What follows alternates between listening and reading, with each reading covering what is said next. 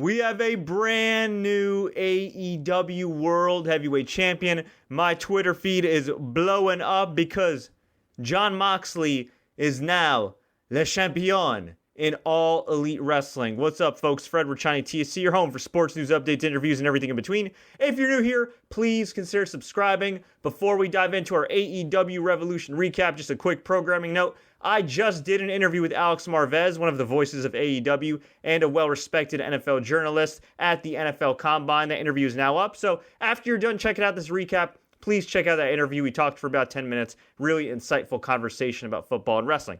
Anyway, AEW Revolution continues the ridiculous momentum in terms of match quality that AEW has had in 2020. Now, 2019 started off strong, ended with kind of a whimper because they had the Dork Order attack the Elite. There were some bad skits, some just angles that weren't followed up on. Very, very sloppy stuff. I was kind of disappointed at the end of the year. And then 2020 hits, and they got on the ground running.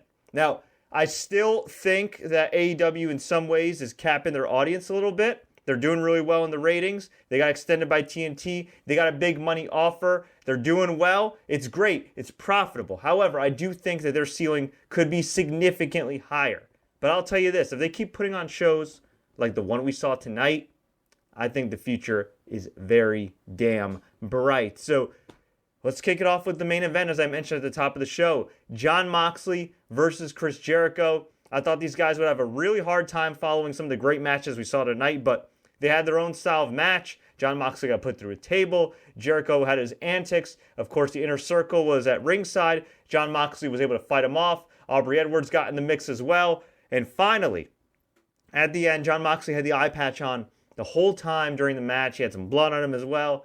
Took off the eye patch. Showed that, you know what? I was playing possum, bro. Hit the paradigm shift, the Dirty Deeds DDT, double arm DDT. 1, 2, 3. And much to my surprise, and I think the surprise of many people, Jon Moxley is your new AEW World Heavyweight Champion. And it was just awesome. Finally, we get a badass babyface who's been relatively protected winning the world title. And it making sense. Not some fluky win, not some Money in the Bank cash in, not some controversy where his foot's underneath the rope, not some guy who won one or two matches consecutively and gets an immediate title shot. No, this is a guy who has been consistently protected since he debuted in May at All or Nothing, Double or Nothing last year in Vegas. And man, I am just thoroughly impressed by the overall presentation, the overall show from top to bottom. So, Jon Moxley, your new world champion, he cut a promo afterwards saying that he loves this ish. He thanked the fans. He said the fans are the ones that make AEW. Just pure badass babyface. He went a little long. He said it sounds like beer night tonight. And then they played his music before he cut a promo. And then he's like, okay, let's get a whiskey. And yeah, you go out of your way to watch this match. Go out of your way to watch this moment. Awesome, awesome stuff. Now, as far as the rest of the show, I did not watch the pre-show at all, so pardon me if I don't recap that. Jake Hager versus Dustin, the Natural Rhodes. We had the national anthem being sung by a really good singer with nice pyro, and we had Jake Hager versus Dustin Rhodes. I actually like this match. I feel like I'm one of the few people that really like this match. I thought it did go just a tad bit too long, but overall, hard-hitting stuff. Cody Rhodes, Dustin Rhodes, Jake Hager were going at it. There was a weird spot during the match where, well, actually, before the match, Hager kissed his wife profusely, which is kind of funny. And then in the middle of the match, Dustin Rhodes takes his face. He doesn't kiss Mrs. Hager, but he rubs his face against her face paint on there. Now, that's obviously kind of a polarizing angle in these times, but you know, was agreed upon ahead of time. It is pro wrestling. I could have done with that. I mean, whatever. It was silly. I think the funny thing was she didn't get involved at all in the match. So the fact that a babyface would be doing that and kicking Jake Hager low is kind of a weird dynamic. But at the end, it was Jake Hager who got the win via standing arm triangle. best Hager match in years. I don't know if that's saying much, but definitely the best Hager match in years. Dustin Rhodes continues to freaking amaze me. This dude is what, pushing 50 past? I don't even know how old he is. He's got to be up there in age, and he is still doing his thing.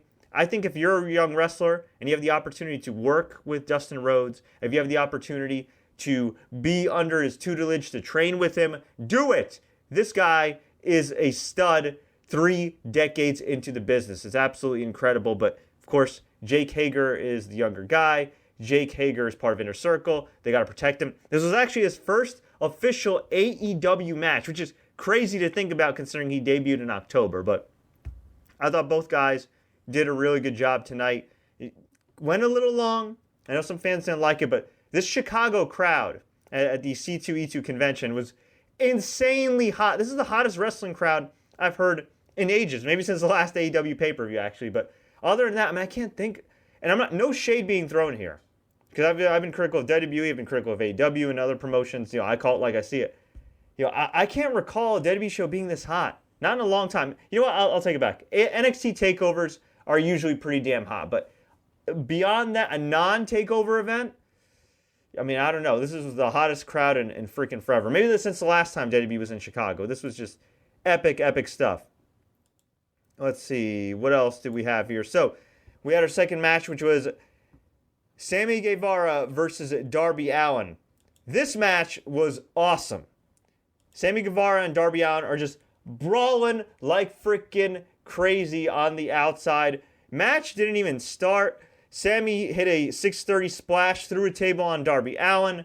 These guys took some major freaking risks. There was a spot where Darby Allin went for a suicide dive through the ropes, and I guess this might have been a planned spot. It seemed to play into the match, but it was a risky spot.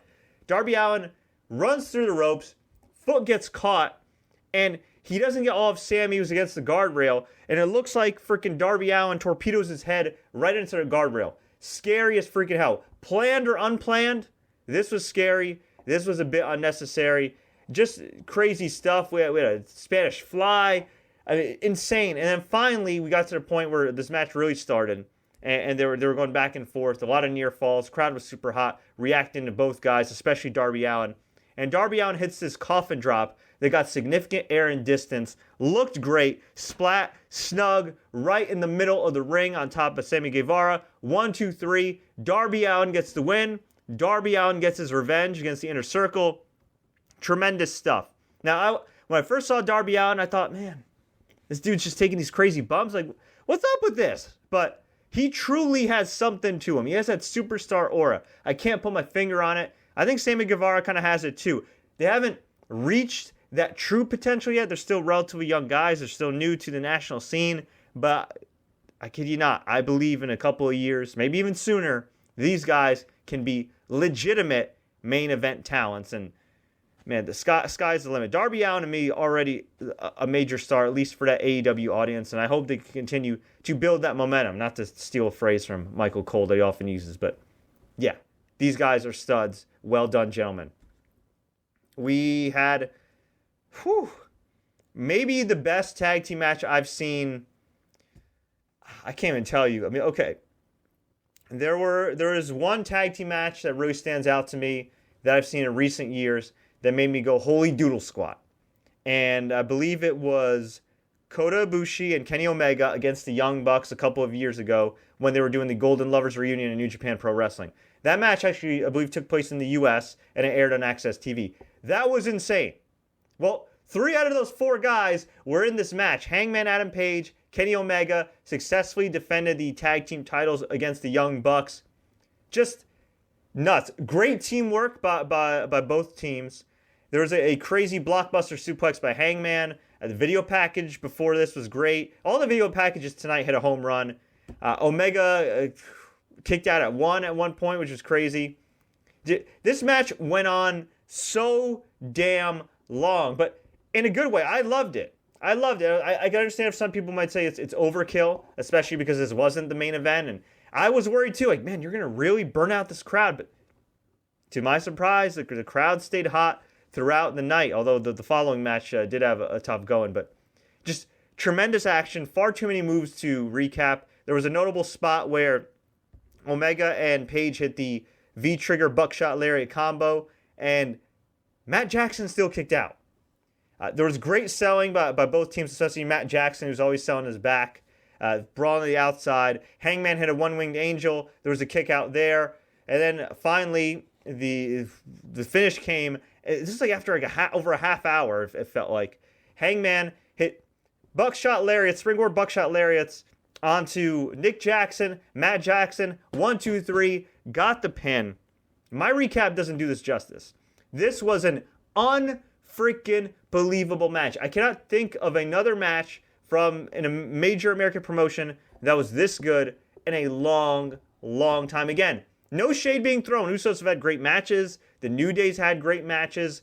I remember I watched a TLC match live in New York with Impact Wrestling before they got kicked off at Spike TV. That was pretty great with the American Wolves and the Dudleys, and I think it was the Hardys were in it as well. And that was a hell of a forgotten match in American Tag Team Wrestling history. But man, in recent years, not counting New Japan, one of the best tag team matches you'll ever see. Period. I would put it up there with I believe there's a great match from WCW back in the day. I believe it was Sting and Lex Luger against the Steiners. I could be wrong, but I think that's the match I'm thinking of. That was just like ridiculously great for its time. This match, ridiculously great for its time. Match of the night. Phenomenal stuff. Just watch it. Forget what I said. Just watch it. Unbelievable. Kind of surprised that Hangman and Omega are still your tag team champions. When they originally won the tag titles, I was a little annoyed because I thought the Young Bucks should get the belts. And I also thought, Hangman and Omega, that seems a little random. Now, not as random as Buddy Murphy, who's now just Murphy, as if he wasn't already generic enough. When Seth Rollins being friends for 2 weeks, now being tag team champions. That's even wackier, especially with AOP in their stable. But this made sense because at least, they're the elite. And look, after a match like this, I definitely want to see a rematch. Now, at the end, Young Bucks, Kenny Omega, they embraced, and Hangman was teasing some tension. Hangman was looking like he was going to turn on Kenneth Omega, but instead, he held off. He put his arm around Omega, and they walked out. But they built that dissension. Now, I'll tell you this. Excuse me. I do think the plan is for Hangman to turn heel. But the reaction that he got, he was the star of this match. All 4 men were phenomenal, but he was the star of this match. I don't know if you should turn him heel. I understand why you would. I know that there's this gray area that AEW is trying to go in with, we don't have baby faces or heels. It's shades of gray. And I think that works in some situations. Like this one right here, there's no real baby faces or heels. It was just a great match with 4 guys that really know each other. But I do think ultimately, when you're getting into some of these bigger money angles, you do need a clear-cut baby face. You do need a clear-cut heel. Most of the time. I could be wrong. But I don't know. I think... You know what? I don't even know if this is a bad problem for AEW. You can just not turn Hangman Adam Page for a long time and just keep putting him over. This is a good problem to have. You have not 1, not 2, not 3, but 4 major superstars. You have a main event level tag team in the Young Bucks, who both are great workers individually. You have Kenny Omega, who's been phenomenal in this tag team role, is a phenomenal tag team wrestler as seen with Kota Ibushi, and can anytime be a true main event level single star. And then you have Hangman Adam Page, who is just absolutely stepped up. I remember watching him in All Out against Chris Jericho, and nobody at the time bought him as a true world title challenger, but he's really stepped up his game. Again, I'd like to see more vignettes overall with AEW and things like that, but they've been doing that more often, especially with Hangman Adam Page. So if they can keep this going, if they can keep making him this badass dude that does flips and lariats and drinks beer, I think the sky is the limit for him. He's just an absolute stud. Massive thumbs up if you haven't already figured that out. And then we had Nyla Rose versus Kris Statlander. This was a really tough spot for both women. They worked really hard here. I don't like the fact that Kris Statlander doesn't have a hometown. I get it. Some people say she's from the alien spaceland or Android galaxy or whatever. Look, she's a great athlete. I love her look. I love the gear. I like her swagger. I think she can be a top star in AEW for sure. I think she'd be a top star in WWE if they pushed her correctly. But I don't see the alien thing. I don't get it. I get some people like it on the indie level, but I think you kind of got to ditch that. And from what I understand, in real life, she's actually also a stunt woman. And if this badass chick is not just kicking ass in the ring, but in movies, in TV, I think y'all should emphasize that. I find that far more interesting than her being some alien that does boop. But hey, it's over with her crowd. What can I say? This match, though, not so much.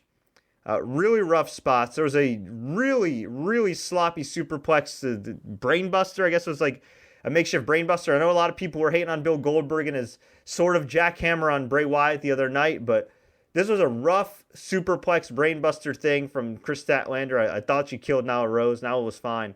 And then Nyla Rose hit a middle rope beast bomb on Kris Statlander that just, it flattened her to an uncomfortable degree. And I mean, it's a good thing, both these women are badasses, because I don't know. It looked rough. They seem to be okay.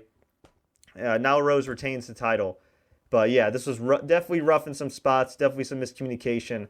I think they'll get better over time. I'm very high on both women. I think you just got to kind of give them time. And again, they were put in a rough spot. And, I get it too. You're in a position where you want to impress. You got a lot of eyeballs. You want to do a couple top rope things. I get it. But sometimes it's best to pull back just a little bit, as we will find out in one of the other matches going on.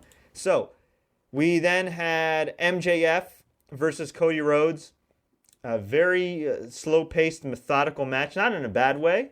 I thought psychologically he was relatively strong, but there were a couple things that were very, very distracting. Just a couple things that were very distracting. Cody Rhodes has this new neck tattoo.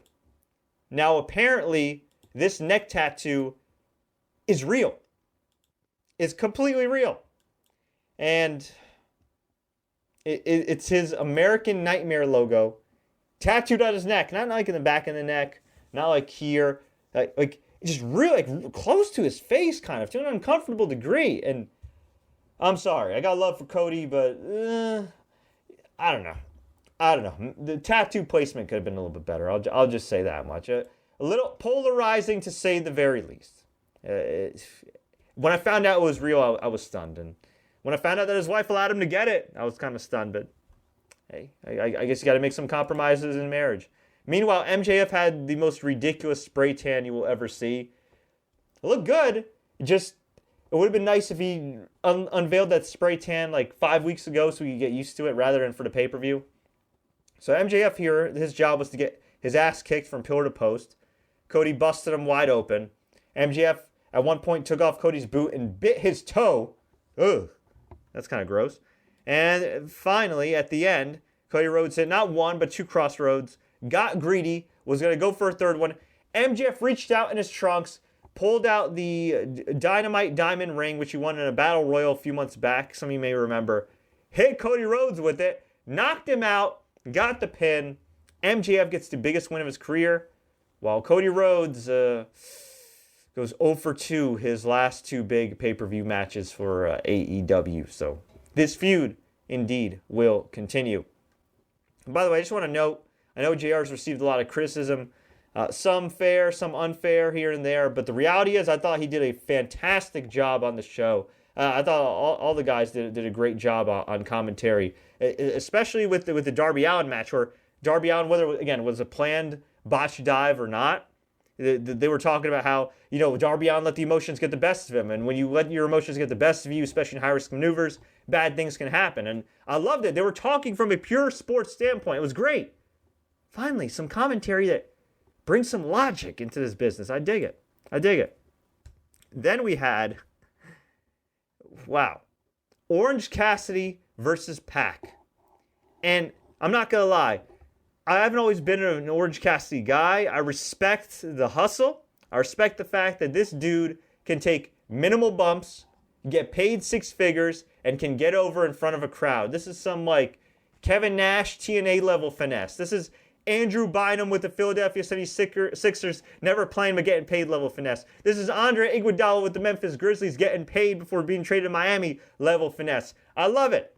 But finally, the time came to put up or shut up Orange Cassidy's AEW singles match debut And I got to give credit where credit's due. This dude hit a home run. Now, I think the guy who's one of the best workers in the world wrestling alongside him had something to do with it in Pac. But this is just a great match. Orange Cassidy kept rolling away from Pac.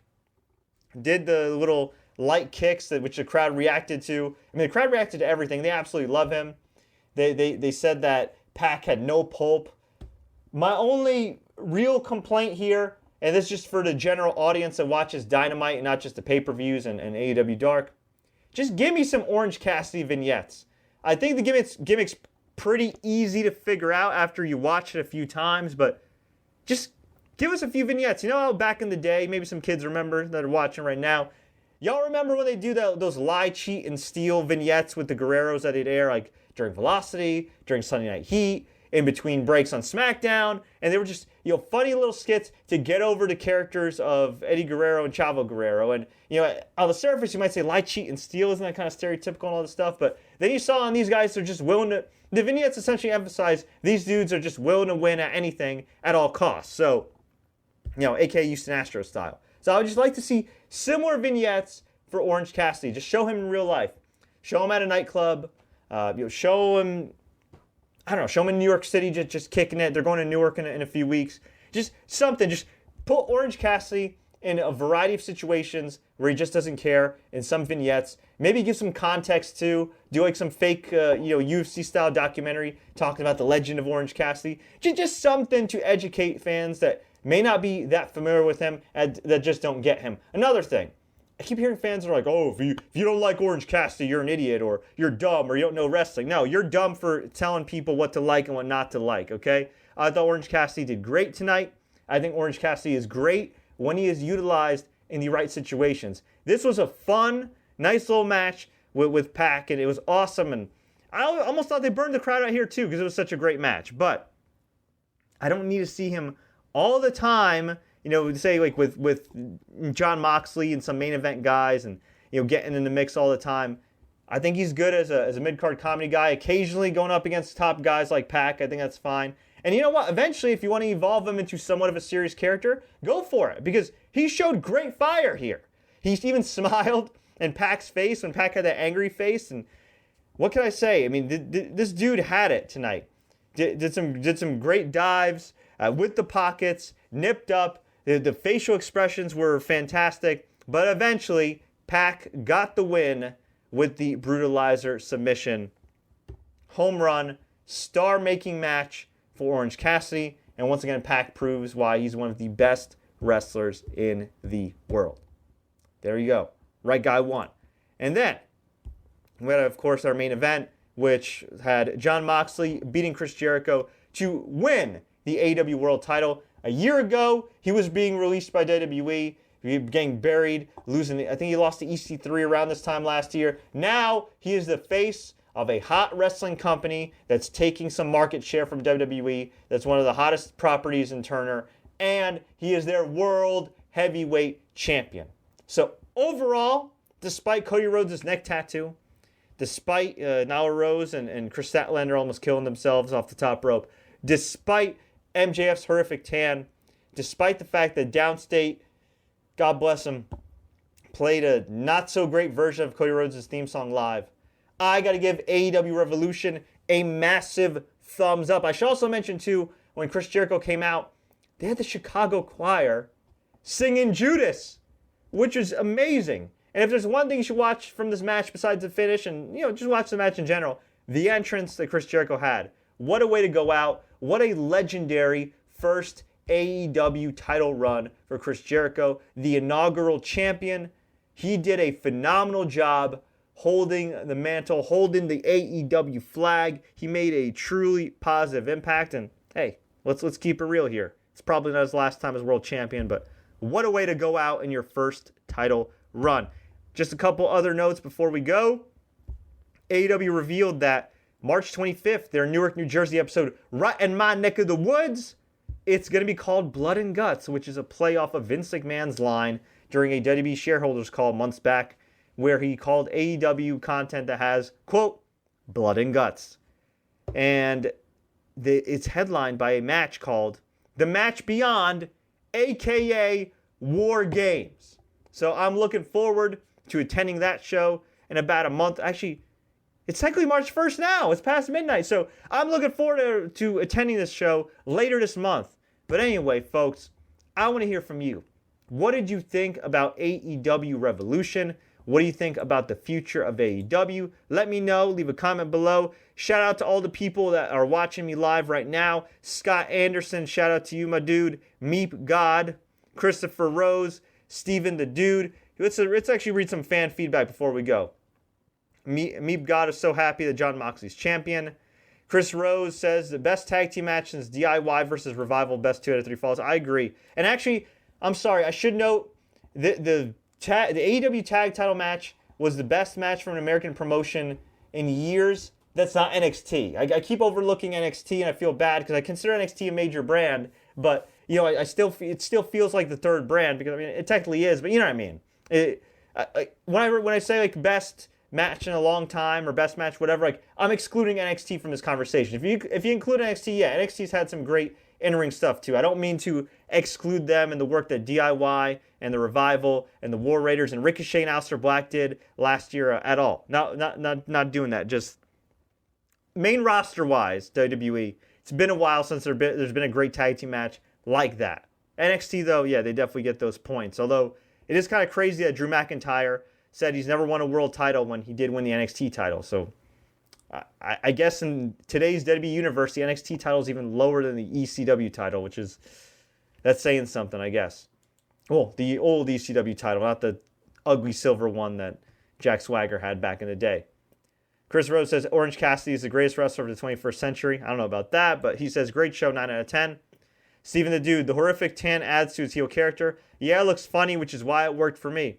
Hey, you're right. And at the end of the day, he got his ass kicked pillar to post, so it ended up working out. But again, folks, I want to hear from you.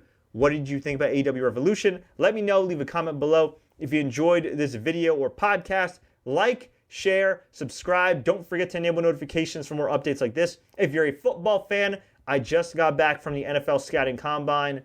Went from a small YouTube channel to covering the NFL. I couldn't have done it without all of you. So if you're an NFL fan, if you're a wrestling fan, you're in for a treat. We got a ton of original videos coming up, especially from the Combine. Again, I just did an interview with AEW's Alex Marvez that came out great. I hope you'll like it. Please check it out. Until then, folks, as always, take care, like, and share, and enjoy the matches.